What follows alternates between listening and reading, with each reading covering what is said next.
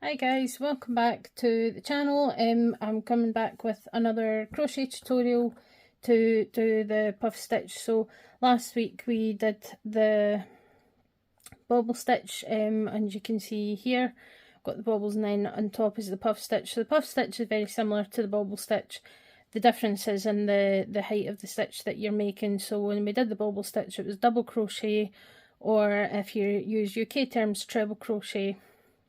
The puff stitch is worked in pretty much the same way, except we're using half double crochet, or I say UK terms half treble crochet, to make the stitches. So they're not quite as pronounced, they're a little bit smaller, but they look a bit kind of smoother on the surface. So another good way of really adding texture to your pieces and to different designs and things. I personally do find these ones quite fun to do as well, so I quite enjoy them. So this is what we're aiming for today, so I'm going to show you how we'll get started on that.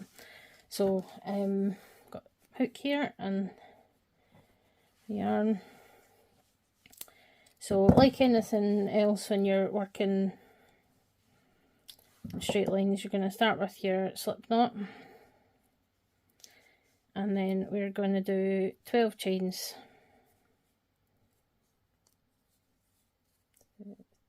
3, 4, 5, 6, 7, 8, 9, 10, 11, 12. Okay, so let me just unravel some more. Okay, so then you're going to go into the third stitch, third chain from the hook. So what you want to do is you want to yarn over, insert the hook into the chain, yarn over and pull up a loop, and then you're going to yarn over and back into the chain, yarn over and pull up a loop. It sometimes helps to pull it up a wee bit higher than you normally would. And then we're going to yarn over and we're going to insert the hook, pull up a loop. So it leaves you with a whole bunch of loops on your hook. So you've essentially got 2, 4, 6, 7. So we'll do one more, yarn over, insert your hook, pull it, yarn over, pull it up. So once you've done that 4 times, or as many times as you want, usually kind of 4 or 5 times is enough, you're going to yarn over, and then you're going to get your hook through all the,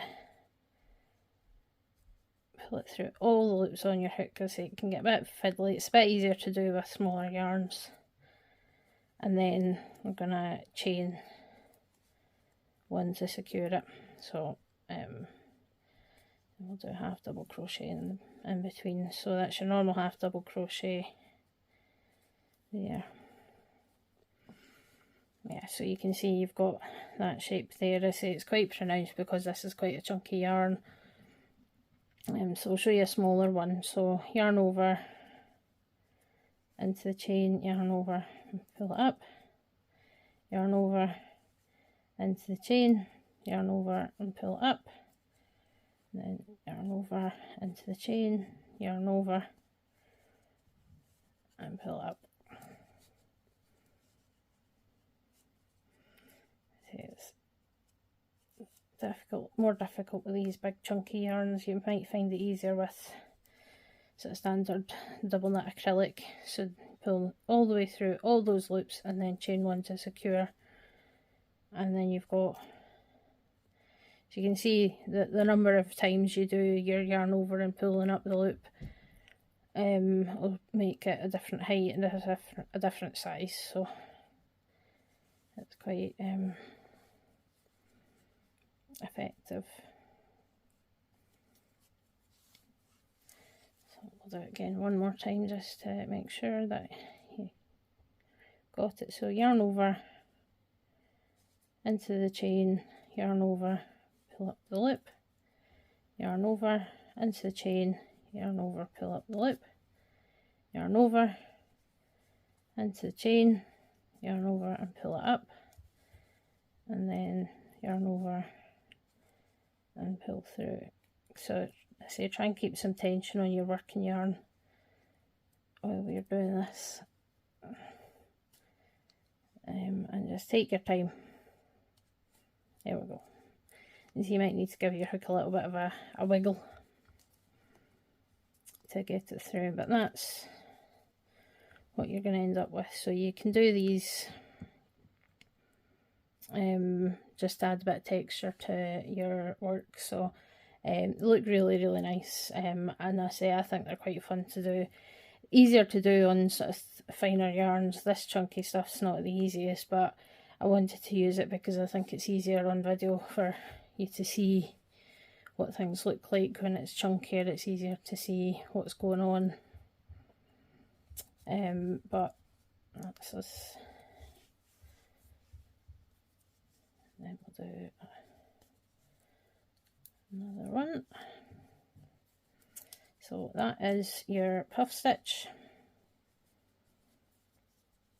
and I say it's very similar to the bobble stitch, just the height of the stitch you're doing is what makes the difference. So they're a wee bit smaller and a wee bit tighter than what you see, and yeah, you can see they kind of pop in and out like those fidget toys that you know, the little bits that you can pop in and out like reusable bubble wrap. So yeah, quite satisfying stitch to do. That is the puff stitch. So hopefully that was helpful for you, and made it easy to understand. If there's any particular stitches or techniques you want me to cover, let me know in the comments. And I say, if you find this helpful, I'd appreciate you sharing it with any of your other crochet friends, or people that are interested in getting started in this hobby, because it's a great hobby. It's really it's something that's really helped me with when I've been dealing with mental health and things. It's something that can be very relaxing and a lot of fun. So next time we will cover the popcorn stitch, which again is a texturing stitch like these ones that we've covered so far. It's worked a little bit differently. It's a wee bit more fiddly, a wee bit more advanced, but it does give a sort of slightly different effect, and it does look really good. So that's going to be next time we're going to do the popcorn stitch. So hopefully you'll join me for that. If you want to get updated when I upload, hit the subscribe button and the little bell notification, and then you'll be notified when I next upload a video. But for today, that's me. That's all for me, and I'll see you all next time. Bye.